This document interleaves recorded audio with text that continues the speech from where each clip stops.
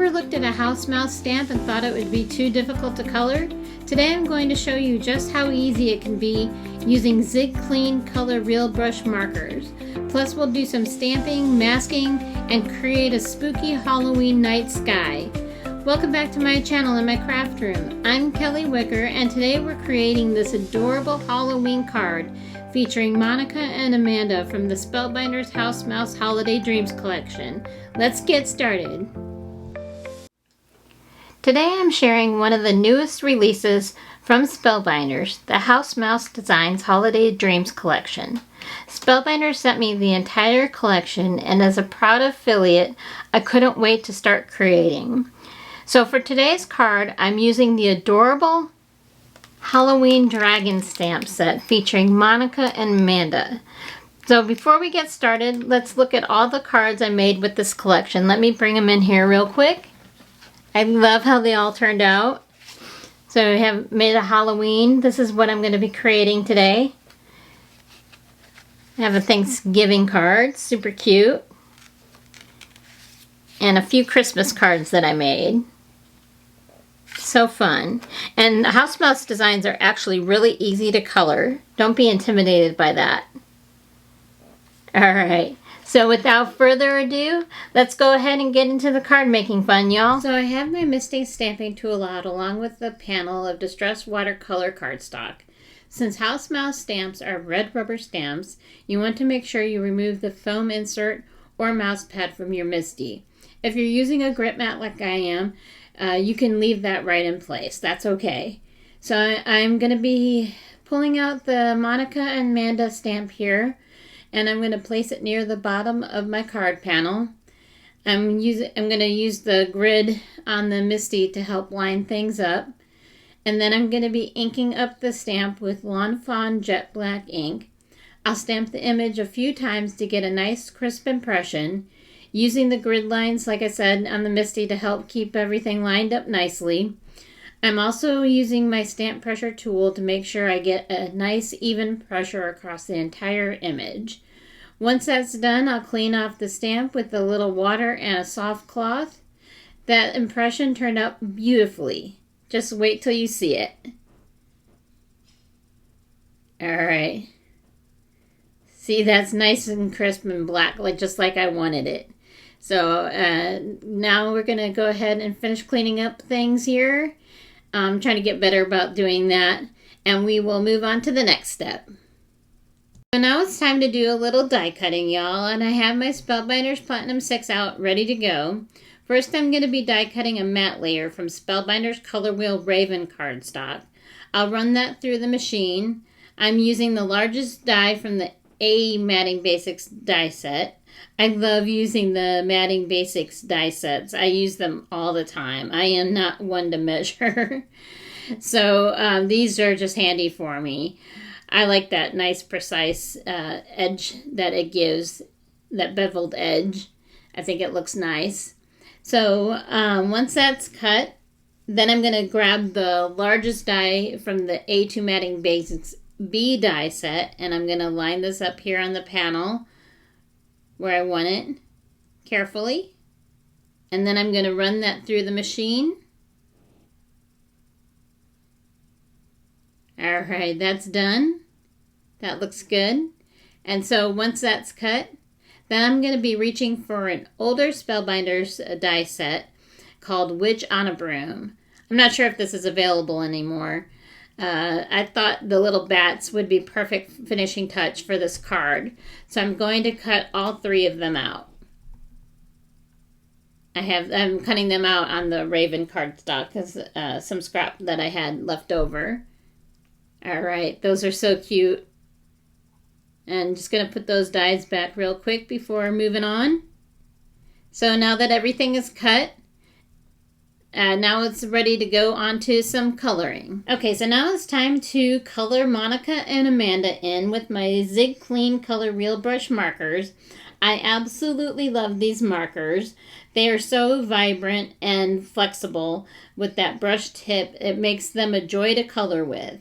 And I really wanted to make a Halloween card. You know I love making Halloween cards. So I just had to pull out this set here. And it's just so fun to color. So if you've never colored in house mouse stamps before, don't be intimidated, y'all. They may look like they have a lot of tiny details, but they are actually very easy to color, and they are so much fun. One of my favorite things about the Zig markers, compared to like Copics or anything, is they have this fine brush tip. It makes it so much easier to color those small areas without worrying about going outside the lines. And the markers lay down beautifully. So it's just really easy to color with. They are also available in a huge range of colors, so it's easy to find just the right shades for your project. So I'm just taking my time coloring in Monica and Manda. I'm going to speed this part up quite a bit. And before you know it, these adorable little mice really start coming to life. Just so fun, y'all. Okay, I really like how my coloring turned out. Next up, I'm going to be masking off Monica and Amanda because I want to blend a spooky Halloween night sky with my Distress Oxide inks. So I thought it would be fun to create a little trick-or-treat scene. So I've been trying out several different masking fluids lately. One of my favorites I normally been using lately is the Molotone Art Masking Liquid Pump Marker. So right here I am trying another one called, it's a drawing gum. And it's by PBO. I'm not sure how to say that. PEBEO. It's okay. It's not the greatest. I thought I would like the fine tip on it, but I had a hard time getting out the masking fluid on it. So I'm going back over to using the Molotone Art Marker.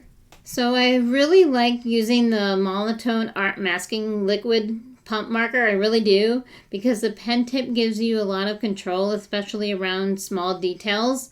The downside I found out is that it can sometimes release a little too much masking fluid, which can ruin your project. And sometimes it'll dry quickly in some of the areas, and it will come off as you tap it. You can watch me here and see that happen. I'm not sure how to explain that, but that was the best I could. And so it just ended up being messy, this panel. I messed up the ears. I tried to fix them with another pink marker. And I'm just not happy with how this is turning out, y'all.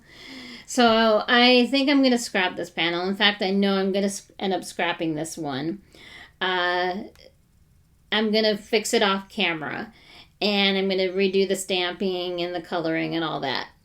And then I'm going to switch to the Daniel Smith masking fluid instead. And I really like how that one performs. And I'll show you the difference as we continue on with the card. Okay, so for the last week and a half or so, I've been testing out several different masking fluids. And this first one that I'm showing here, the one in the middle, it's been drying overnight. And that is the Daniel Smith masking fluid one. I'm not sure what happened to my bottle, but it kind of exploded, so I taped it. But anyways, the one here on the left, that shows what it looks like right after it's applied. And like I said, I did let this middle one here dry overnight because I'm going to do some ink blending over it. And the one on the right here is the Molotone marker. And unfortunately, it didn't peel away as cleanly. And it also lifted some of the color, which isn't the look I was going for. So because of that, I'm going to be using, and I did try that drawing gum like I showed earlier, but yeah, I wasn't a fan of that one. And I have the Fine Line Resist pen, which I was having trouble with the liquid. It was coming out of the middle part, not the top part. I may have to figure out how to use that one later on. But I do like how it has a fine tip on it. But anyways, yeah, so, and then I also have rubber cement. I watched a few of Jennifer Maguire's videos. She uses rubber cement a few times, and I like that too. I have not tried that yet, but I really like the look that she gives with the rubber cement using a paintbrush. But again, I'm going to go back to the Daniel Smith one. I really like that a lot. So I'm going to go ahead and use the middle panel today for today's card, since I'm much happier with those results from the Daniel Smith masking fluid. So next up, I'm pulling out my blending brushes, Distress Oxide inks, and the Spellbinders layered full moon stencil to create a spooky Halloween night sky. I love making night skies like this. It's so fun. So I'm taping the moon mask in the upper right corner to keep it from shifting while I blend. For the moon, I'm using mustard seed to create a soft glowing effect. Just going around the moon here. And then once the moon is finished, it's time for the night sky. I'm going to be blending Chipped Sapphire, Villainous Potion, and Black Soot. How could you not use Villainous Potion there for the Halloween, right? And so I just wanted to build a nice, rich, dramatic Halloween background. I love how these colors work together to create the perfect spooky nighttime scene. And I just wanted it kind of moody and dark, so that's why I brought in the Black Soot too. So super cool. The ink blending is really starting to look spooky, y'all. I love how the dark sky makes Monica and Amanda stand out. It's so fun. So I have to ask, are you team candy corn or no candy corn? I actually like candy corn. I'm okay with it. Let me know where you stand in the comments below. To finish the moon, I'm adding the remaining stencil layers for a little extra texture and dimension. I thought that would be fun change. So I'm going to be using antique linen, scattered straw, and mustard seed. And I think those colors work beautifully together. I absolutely love how this moon turned out, y'all. It's just so fun. So next I wanted to add some grass along the bottom of the scene, so I'm using the background scape stencil from Spellbinders.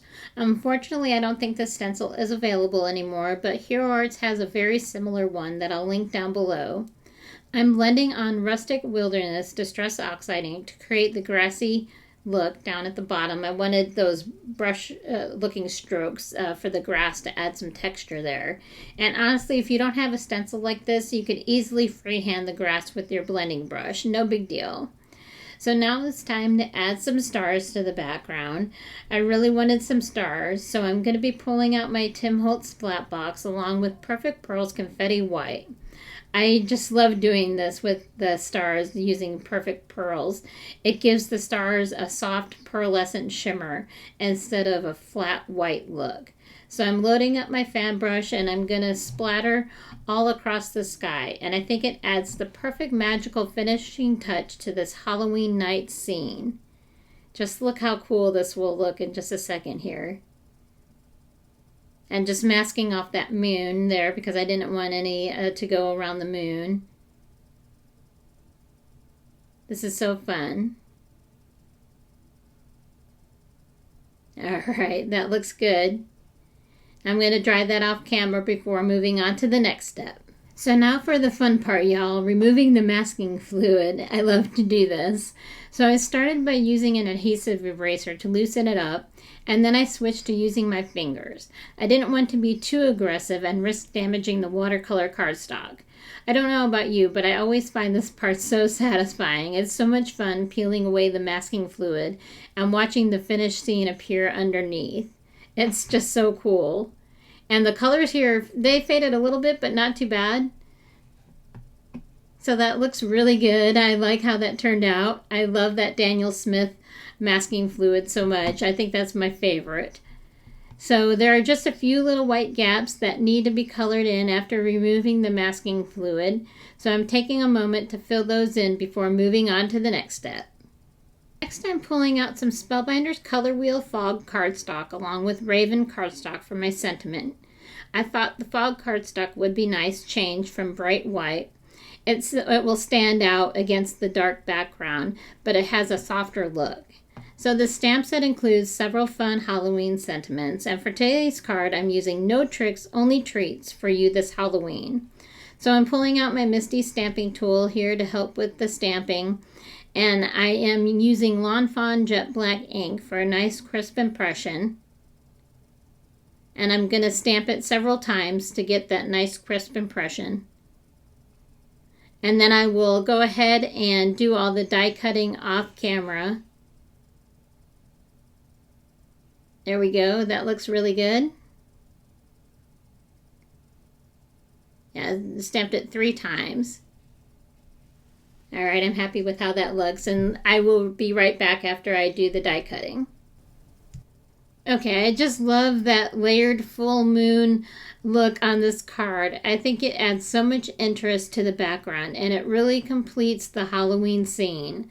I stamped and die cut my sentiment along with a black matte layer to tie everything together, and now I'm adhering everything with my Spellbinders tape runner and some Altenew foam tape. What do you think of today's card, and what about the other cards I've made with the Spellbinders House Mouse Holiday Dreams collection? Could you see yourself creating with this set? I especially love that they included a Thanksgiving stamp set. There just aren't enough of those. Monica and Amanda are just so adorable, and I think the stars and the 3 little bats that I'm going to pop up are the perfect finishing touches.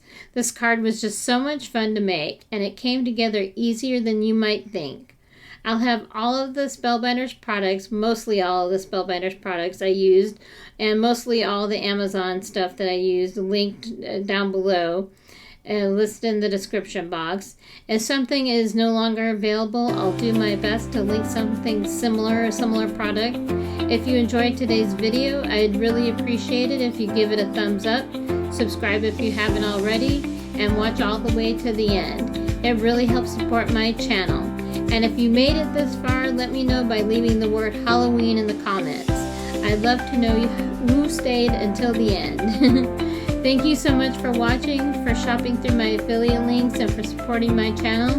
It truly means so much to me, and it lets Spellbinders know you found them through my videos. Thanks again for being here, and I'll see you in the next card making video. Thanks again, y'all.